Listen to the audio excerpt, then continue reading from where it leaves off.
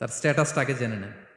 তো তিনি যখন মক্কা থেকে হিজরত করে মদিনায় গেলেন, মনে রাখবেন মক্কা থেকে যে সাহাবারা বাড়ি ঘর ছেড়ে হিজরত করেছে তাদেরকে বলে মহাজির, মানে হিজরতকারী সাহাবা।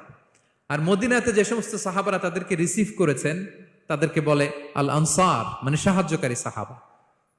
তো যারাই হিজরত করে মক্কা থেকে মদিনায় যেত, বিষ্ণু ইসা ইসলাম মদিনার কোন সাহাবীর সাথে তার ভাই পাতিয়ে দিতেন, আল মুআখাত, ব্রাদারহুড করে দিতেন, দায়িত্ব দিতেন যে তুমি এই সাহাবীকে দেখবে।